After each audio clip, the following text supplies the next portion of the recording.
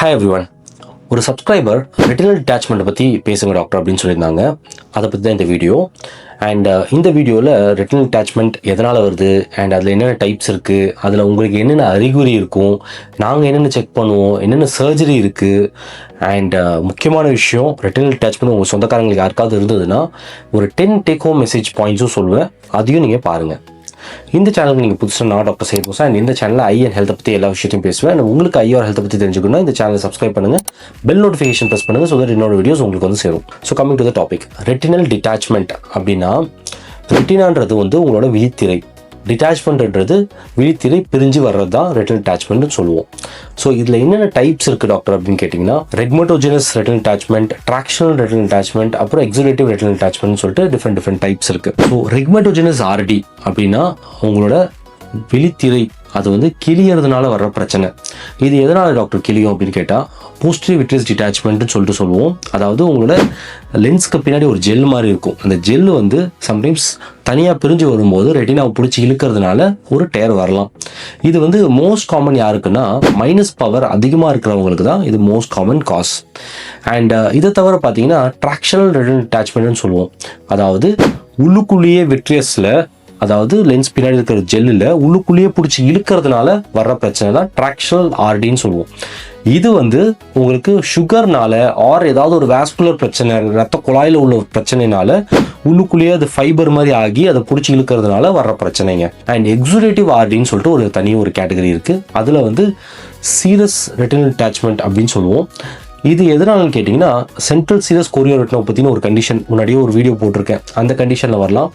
இல்லை ஓகோயனாகி ஹரதா சிண்ட்ரோம்னு சொல்லிட்டு ஒரு கண்டிஷன் இருக்குது. இந்த மாதிரி கண்டிஷன் அண்ட் இதை தவிர சில கேன்சரில் கூட உங்களுக்கு எக்ஸுடேட்டிவ் ஆர்டி வரலாங்க. ஸோ கண்ணு செக்அப் பண்ணுறது வந்து உங்கள் உயிரை கூட காப்பாற்ற முடியுங்க. ஸோ டிஃப்ரெண்ட் டைப்ஸ் சொன்னேன். இதில் உங்களுக்கு என்னென்ன சிம்டம்ஸ் இருக்கும் அப்படின்னு கேட்டிங்கன்னா உங்களுக்கு வந்து பார்வை சடனாக கம்மியாயிடும். அண்ட் இதை தவிர ஒரு சைடில் உங்களுக்கு க்ளவுடு மாதிரி ஏதோ கர்டன் போட்டு மூடின மாதிரி பார்வை இருக்கும். இல்லைன்னா கீழேருந்து கூட சம்டைம்ஸ் பார்வை மறைக்குங்க. அண்ட் இதை தவிர பூச்சி பறக்கிறது ரொம்ப அதிகமாக தெரியும். அண்ட் ஃப்ளாஷஸ்ன்னு சொல்லுவோம், பளிச்சுன்னு லைட் அடிக்கிறதுலாம் கண்ணில் தெரியுங்க. சம்டைம்ஸ் சிம்டம்ஸே இல்லாமல் கூட உங்களுக்கு ரெட்டினல் டிட்டாச்மெண்ட் இருக்கலாங்க. ஒரு இன்சிடென்ட் சொல்கிறேன். எங்கள் ஹாஸ்பிட்டலில் நான் பிஜி படிச்சுட்டு இருக்கும்போது ஒரு பேஷண்ட் வந்திருந்தாங்க. அவர் வந்து ஒரு 35 வயசு தான். அவருக்கு வந்து சும்மா ஒரு ஜெனரல் செக்கப்புக்காக ஹாஸ்பிட்டல் வந்திருந்தாங்க. ஸோ ஜெனரல் செக்அப் பண்ணும்போதே பார்த்தா ஒரு சின்ன இடத்துல வந்து ரெட்டினா வந்து கிழிஞ்சிருந்ததுங்க. உடனே அவருக்கு அதோட சீரியஸ்னஸ் எக்ஸ்பிளைன் பண்ணி அவர் ஆப்ரேஷன் தியேட்டருக்கு கூட்டு போய் ஆப்ரேஷன் பண்ணி அவர் கண்ணை வந்து காப்பாற்றினாங்க. இது டாக்டர் சும்மா ஜெனரல் செக்அப் போனால் ஹாஸ்பிட்டலில் போய் ஆப்ரேஷன் தியேட்டருக்கு கூட்டு போயிடுறாங்க அப்படின்னு சொல்லிட்டு நீங்கள் பயப்பட வேணாம். அவருக்கு ஆக்சுவலி அவங்க பண்ணது வந்து ரொம்ப இம்பார்ட்டண்ட்டான சர்ஜரி. இதை பற்றி நான் எக்ஸ்பிளைன் பண்ணுறேன். அதாவது ரெட்டினல் டிட்டாச்மெண்ட் ஒரு சைடில் நடக்கும்போது உடனே அதை ட்ரீட் பண்ணோன்னா அவரோட பார்வையை காப்பாற்ற முடியும். இது வந்து மேக்குலா ஆன் ரெட்டினல் டிட்டாச்மெண்ட் சொல்லுவோம். இது வந்து மெடிக்கல் எமர்ஜென்சி. அதாவது உங்களோட ரெட்டினால மெயின் பகுதி மேக்குலான்னு சொல்லுவோம். அந்த பகுதி டேமேஜ் ஆகிறதுக்கு முன்னாடி நம்ம ட்ரீட்மெண்ட் பண்ணோம்னா ரிசல்ட் வந்து ரொம்ப சூப்பராக இருக்குங்க. இதே மேக்குலா இன்வால்மெண்ட் ஆயிடுச்சு, ரெட்டினல் டிட்டாச்மெண்ட் வந்து மெயின் பகுதியும் போகி பார்வை தெரியாதவங்களுக்கு வந்து நம்ம ஆப்ரேஷன் பண்ணோம்னா ரிசல்ட் கொஞ்சம் கம்மியாக தாங்க இருக்கும். ஸோ அதனால அந்த பேஷண்ட்டுக்கு வந்து எமர்ஜென்சியாக நம்ம ட்ரீட் பண்ணதுனால அவரோட கண்ணை காப்பாற்ற முடிஞ்சது, வருமுன் காக்க முடிஞ்சது. ஸோ அதனால சிம்டம்ஸே இல்லாமல் கூட இருக்கும். ஸோ நீங்கள் ஜென்ரல் செக்அப் பண்ணும்போது தான் உங்களுக்கு அது தெரிய வரும். சரி டாக்டர், இந்த மாதிரி சிம்டம்ஸ் இருக்குது, நான் ஹாஸ்பிட்டலுக்கு வரேன், ஹாஸ்பிட்டலில் என்னென்ன செக் பண்ணுவாங்க அப்படின்னு கேட்டிங்கன்னா உங்களோட பார்வை எந்த அளவுக்கு இருக்குன்னு செக் பண்ணுவோம். அண்ட் உள்ளுக்குள்ள ப்ரெஷர் என்ன இருக்குன்னு செக் பண்ணுவோம். ப்ரெஷரில் வந்து சம்டைம்ஸ் ரெட்டினல் டிட்டாச்மெண்ட் இருந்தால் கம்மியாக கூட இருக்குங்க. அண்ட் அதை தவிர வந்து ஸ்ட்ரிட் லேம்பில் வந்து உங்களுக்கு 90D லென்ஸ் வச்சு ரெட்டினாலாம் எப்படி இருக்குன்னு பார்ப்போம். அப்புறம் இன்டைரக்ட் ஆப்தல்மோஸ்கோப்பின்னு சொல்லிட்டு அது மூலியமாக உங்களோட ரெட்டினாலாம் பார்ப்போம். இதை தவிர நம்ம சில டைம் ஓசிடி ஸ்கேன் மூலியமாக கூட ரெட்டினல் டிட்டாச்மெண்ட்டை கண்டுபிடிக்க முடியுங்க. அண்ட் உங்களுக்கு கண்ணில் ஏதாவது போகிற இல்லை வேறு ஏதாவது பிரச்சனை இருந்ததுன்னா நாங்கள் யூஸ்வலாக பி ஸ்கேன்ற ஒரு டெஸ்ட் எடுத்து உங்களுக்கு ரெட்டினல் டிட்டாச்மெண்ட் பின்னாடி இருக்கான்னு பார்த்துட்டு தான் நாங்கள் வந்து கேட்ராக்ட் சர்ஜரி யூஸ்வலாக பண்ணுவோங்க. ஸோ இதெல்லாம் தான் நாங்கள் டெஸ்ட் பண்ணுறது. இதுக்கு என்ன தீர்வு டாக்டர் அப்படின்னு கேட்டிங்கன்னா நம்பர் 1 தீர்வு வந்து சர்ஜரிங்க. அண்ட் எக்ஸுடேட்டிவ் ஆர்டின்னு சொன்னேன்ல, அதில் வந்து சென்ட்ரல் சீரஸ் ரெட்டினோபதினால வந்ததுன்னா ஒன்றுமே பண்ண மாட்டோம், அப்சர்வ் பண்ணாலே ஆட்டோமேட்டிக்காக அது சரியாயிடும். அண்ட் இன்னொன்று வந்து ஓகோயனாகி ஹரதா சிண்ட்ரோம் சொன்னேன். அந்த மாதிரி சிச்சுவேஷனில் வந்து ஸ்டீராய்ட் டேப்லெட்ஸ் எடுத்துக்கிட்டாலே சரியாயிடுங்க. ஸோ இது வந்து செப்பரேட் எக்ஸுடேட்டிவ் ஆர்டி ஆர் சீரஸ் ஆர்டின்னு சொல்லுவோம். அதில் வந்து ஒன்றும் பெரிய ட்ரீட்மெண்ட் கிடையாது, ஆர் சிம்பிள் ட்ரீட்மெண்ட்டாக தான் இருக்கும். பட் மற்ற ரெண்டும் ட்ராக்ஷனல் ஆர்டி இல்லை ரெக்மோடோஜெனஸ் ஆர்டினா நம்ம வந்து சர்ஜரி தாங்க ஒன்லி தீர்வு. ஸோ அதில் சர்ஜரியில் பார்த்தீங்கன்னா ஒரு 3 விதமான சர்ஜரி இருக்குது. ஒன்று வந்து நியூமேட்டிக் ரெட்டினோபிக்சின்னு சொல்லுவோம், அதாவது கண்ணுக்குள்ள கேஸ் இன்ஜெக்ட் பண்ணுறது. இந்த ட்ரீட்மெண்ட் வந்து ஒன்லி ஒரே ஒரு டயர்னால உங்களுக்கு ரெட்டினல் அட்டாச்மெண்ட் வருது அண்ட் ஒரே ஒரு இடத்துல இருக்குது அப்படின்னா மட்டும் இந்த சர்ஜரி பண்ணலாங்க. இந்த சர்ஜரி என்னன்னா கண்ணுல கேஸ் மட்டும் இன்ஜெக்ட் பண்ணுவோம், பண்ணதுக்கப்புறம் உங்களுக்கு வந்து அந்த ரெட்டினா அட்டாச் ஆகிடும். இது ரொம்ப ரொம்ப லிமிட்டட் அண்ட் இது வந்து நிறைய பேஷண்ட்ஸ்க்கு பண்ண மாட்டாங்க, நம்ம மற்ற சர்ஜரிஸ் தான் அதிகமாக பண்ணுறது. ஸோ அதில் பார்த்தீங்கன்னா ஸ்லீரல் பக்கல்னு சொல்லுவோம். ஸ்லீரல் பக்கல்ன்றது என்னென்னா உங்களோட கண்ணை சுற்றி ஒரு பேண்டு போட்டு டைட் பண்ணி ப்ரெஸ் பண்ணுவாங்க. இது மூலியமா உங்களோட ரெட்டினா வந்து அட்டாச் ஆகிறதுக்கு சான்சஸ் இருக்கு. இதுல என்ன ஒரு சிக்கல்னு கேட்டீங்கன்னா, பேண்ட் போட்டு அட்ஜஸ்ட் பண்ணதுனால உங்களோட ஐபால் கொஞ்சம் நீட்டமா ஆகிறதுக்கு வாய்ப்பு இருக்கு அண்ட் மயோப்பியா மைனஸ் பவர் அதிகமாக வர்றதுக்கு சான்சஸ் இருக்குங்க. அது வந்து காமன் சைட் எஃபெக்ட் தான். பட் உங்களுக்கு அந்த ட்ரீட்மெண்ட் தேவைன்னு உங்க டாக்டர் டிசைட் பண்ணாங்கன்னா இது அவ்வளோ பெரிய பிரச்சனை கிடையாதுங்க. அண்ட் மெயின் ட்ரீட்மெண்ட்டுக்கு வரலாம். இதுதான் பார்ஸ் பிளானா விட்ரக்டமி, பிபிவின்னு சொல்லுவோம், இல்லை விட்ரக்டமின்னு சொல்லுவோம். இதை தான் வந்து நம்ம யூஸ்வலாக பண்ணுவோம். அதாவது பார்ஸ் பிளானான்றது வந்து பார்ஸ் பிளானான்ற ஒரு ஏரியா கண்ணில் இருக்குது, அந்த ஏரியா மூலியமாக கண்ணுக்குள்ளே போய் ஆப்ரேஷன் பண்ணுறது தான் பார்ஸ் பிளானா விட்ரக்டமின்னு சொல்லுவாங்க. விட்ரக்டமினா உள்ளே இருக்கிற விட்ரியஸ், அதாவது லென்ஸ் பின்னாடி இருக்க ஜெல்லை வந்து ரிமூவ் பண்ணிட்டு தான் ஆப்ரேஷனே பண்ணுவோம். ஸோ இது ஜெல்லை நம்ம ரிமூவ் பண்ணிட்டு ஆப்ரேஷன் பண்ணதுக்கப்புறம் ஆப்ரேஷனில் பேசிக்காக ட்ராக்ஷனல் ரெட்டினல் அட்டாச்மெண்ட் இருந்துச்சுன்னா ட்ராக்ஷன்லாம் ரிலீவ் பண்ணணும், ஃபைபர்ஸ்லாம் கட் பண்ணி ரிமூவ் பண்ணிடுவாங்க. ரெக்மோட்டோஜினஸ் ரெட்டினல் அட்டாச்மெண்ட் இருந்ததுன்னா ஃபர்ஸ்ட் அந்த ரெட்டினல் அட்டாச்மெண்ட்டை கரெக்டாக அட்டாச் பண்ணிட்டு அந்த டேரை வந்து சுற்றி லேசர்லாம் பண்ணி எல்லாம் சேர்த்து அட்டாச் பண்ணிடுவாங்க. அண்ட் கடைசியாக முடிக்கும்போது 2 விதமான மெட்டீரியலை கண்ணுக்குள்ளே இன்ஜெக்ட் பண்ணுவாங்க. ஒன்று கேஸு, இல்லைன்னா சிலிக்கான் ஆயிலுங்க. ஸோ இந்த கேஸில் பார்த்தீங்கன்னா SF6C3F8ன்னு சொல்லிட்டு 2 விதமான கேஸ் இருக்குது. இந்த கேஸ் இன்ஜெக்ட் பண்ணி விட்டாங்கன்னா அது நல்லா போய் அட்டாச் பண்ணி உங்களோட கண்ணில் வந்து ப்ரெஷர் கொடுக்குங்க. உங்களுக்கு யாருக்காவது இந்த சர்ஜரி பண்ணியிருந்தாங்கன்னா உங்களுக்கு தெரிஞ்சிருக்கும். கேஸ் வந்து கண்ணில் இன்ஜெக்ட் பண்ணாங்கன்னா 2 முக்கியமான விஷயம் இருக்குது.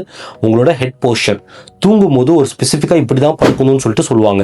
ஒரு 2-3 வார கணக்கில் அந்த மாதிரி தூங்கணும் அப்படின்னு சொல்லுவாங்க. தலை குப்பரையோ இல்லை சைட்லேயோ வச்சு படுக்கணும்னு சொல்லிட்டு உங்களுக்கு சொல்லுவாங்க. எந்த இடத்துல கிழிஞ்சிருக்கோ அந்த இடத்த அட்டாச் பண்ணுறதுக்காக அந்த இடத்துல ஏர் பபிள் ஆர் கேஸ் வந்து ப்ரெஷர் கொடுக்கணுன்றதுக்காக அந்த மாதிரி படுக்க சொல்லுவாங்க. இதை தவிர வந்து ஃப்ளைட் ட்ராவல் பண்ணக்கூடாதுன்னு சொல்லுவாங்க.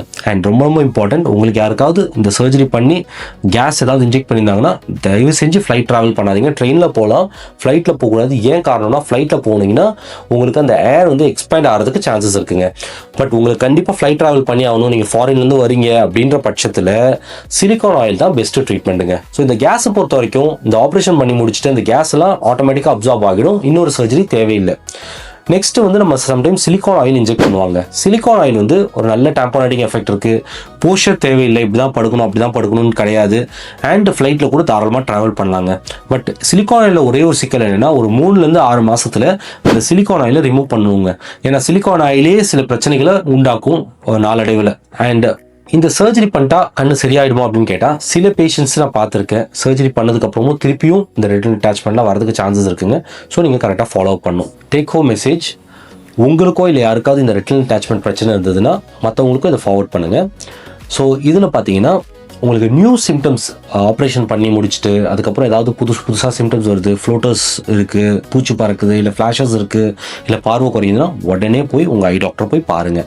2வது முக்கியமான விஷயம், ரெகுலர் எக்ஸாமினேஷன் ரொம்ப ரொம்ப இம்பார்ட்டண்ட்டுங்க. ஆப்ரேஷன் பண்ண கையோட இமீடியட்டாக வந்து பார்க்க சொல்லுவாங்க. அதுக்கப்புறம் போக போக நீங்கள் வந்து வருஷத்துக்கு ஒரு வாட்டியாவது ரெகுலர் செக்அப் பண்ணணுங்க. 3வது விஷயம், இன்னொரு கண் எப்படி இருக்குன்றதை நீங்கள் தயவு செஞ்சு நீங்கள் பார்க்கணும். அண்ட் அதுக்குண்டான ட்ரீட்மெண்ட் ஏதாவது தேவைப்பட்டுச்சுன்னா அதையும் நீங்கள் பண்ண வேண்டியிருக்கும். சம்டைம்ஸ் ஒரு கண்ணில் இந்த ஆப்ரேஷன் வந்துச்சா இன்னொரு கண்ணில் நம்ம ஆப்ரேஷன் வராமல் தடுக்கிறதுக்கு நிறைய வாய்ப்புகள் இருக்குங்க. இது தவிர நீங்கள் ரெட்டினல் அட்டாச்மெண்ட் ஆப்ரேஷன் பண்ணியிருந்தீங்கன்னா ரொம்ப ஸ்ட்ரெஸ்ஃபுல்லான எக்ஸசைஸ் இல்லை வெயிட் லிஃப்டிங் அதெல்லாம் எதுவும் பண்ணாதீங்க. அண்ட் உங்களுக்கு ஆல்ரெடி ஆப்ரேஷன் பண்ணியிருந்தா நான் உங்களுக்கு சொல்லியிருக்கேன், கேஸ் இன்ஜெக்ட் பண்ணாங்கன்னா நீங்கள் வந்து ஏர் ட்ராவல் அவாய்ட் பண்ணணும், போஸ்டர் கரெக்டாக வைக்கணும். சிலிக்கான் ஆயில் இன்ஜெக்ட் பண்ணியிருந்தாங்கன்னா நீங்கள் வந்து ஒரு 3 to 6 மாதத்துக்குள்ளே திருப்பி அந்த சிலிக்கான் ஆயிலை ரிமூவ் பண்ணுறதுக்கு திருப்பி சர்ஜரி பண்ண வேண்டியிருக்குங்க. 7வது இம்பார்ட்டன்ட் விஷயம், உங்களுக்கு ட்ராப்ஸ் டேப்லெட்ஸ் ஏதாவது கொடுத்தாங்கன்னா அது கரெக்டாக போடுங்க. சம்டைம்ஸ் உங்களுக்கு ஸ்டீராய்ட் ட்ராப்ஸ் கொடுப்பாங்க வீக்கம் வராமல் இருக்கிறதுக்கு. சம்டைம்ஸ் உங்களுக்கு வந்து anti glaucoma medication pressure increase ஆகாமல் இருக்கிறதுக்கு சில மெடிசன்ஸ்லாம் கொடுத்துருப்பாங்க. அதெல்லாம் கரெக்டாக ஃபாலோ பண்ணுங்கள் அண்ட் கரெக்டாக எடுத்துக்கோங்க. அண்ட் 8வது பாயிண்ட், உங்களுக்கு வந்து எக்ஸ்பெக்டேஷன்ஸ் கரெக்டாக வச்சுக்கோங்க. நம்ம மேஜிக் மிராக்கல் இந்த சர்ஜரியில் பண்ண முடியாது. ஓரளவுக்கு தான் உங்களுக்கு வந்து விஷன் வரும். அண்ட் ஆப்ரேஷன் பண்ணதுக்கப்புறம் இல்லை ஆப்ரேஷனுக்கு முன்னாடியே உங்களுக்கு ரெட்டினல் அட்டாச்மெண்ட் வந்துச்சுன்னா உங்களோட நல்லா பார்க்குற கண் அளவுக்கு இன்னொரு கண் இருக்காதுங்க. அண்ட் மேக்குலா இன்வால்மெண்ட் இருந்தது, மேக்குலா ஆஃப் ரெட்டினல் அட்டாச்மெண்ட்டாக இருந்ததுன்னா திருப்பி நம்ம அட்டாச் பண்ணாலும் ஓரளவுக்கு தான் பார்வை வரும். அண்ட் கண்ணுக்குள்ளே டிஸ்டார்ஷன்லாம் வரதுக்கான சான்சஸ் இருக்குங்க. So realistic and proper expectations வச்சுக்கோங்க. இது தவிர 9வது பாயிண்ட், உங்களுக்கு வந்து பிபி சுகர் இருக்குன்னா அதை கரெக்டாக கண்ட்ரோல் பண்ணுங்கள். ஸ்டீராய்ட்ஸ் எதுக்காவது எடுத்துகிட்டு இருக்கீங்கன்னா அதுவும் ரெஸ்ட்ரிக்ட் பண்ணுறதுக்கான வேலையை பாருங்கள். அண்ட் 10வது பாயிண்ட், ப்ரொடெக்டிவ் கிளாஸஸ் தயவு செஞ்சு போடுங்க. ஏன்னா ஒரு கண்ணில் ஆப்ரேஷன் பண்ணியிருக்கு, இன்னொரு கண்ணு நல்ல கண்ணாக இருக்குது. ஸோ அதனால் protective glasses, polycarbonate glasses and full frame glasses use பண்ணுங்கள். So hopefully retinal detachment and pars plana vitrectomy பற்றி உங்களுக்கு ஒரு கிளியர் பிக்சர் கிடைச்சிருக்கும்னு நினைக்கிறேன். அண்ட் யாருக்காவது உங்கள் ஃபேமிலியில் யாருக்காவது இந்த பிரச்சனை இருந்ததுன்னா அவங்களுக்கு இதை ஃபார்வர்ட் பண்ணுங்கள். ஆப்ரேஷன் பண்ணுறதுக்கு நீங்கள் பயந்துகிட்டு இல்லாமல் ஒரு எக்ஸ்பர்ட் சர்ஜன் கிட்ட போய் ஆப்ரேஷன் பண்ணிக்கோங்க. தேங்க்யூ.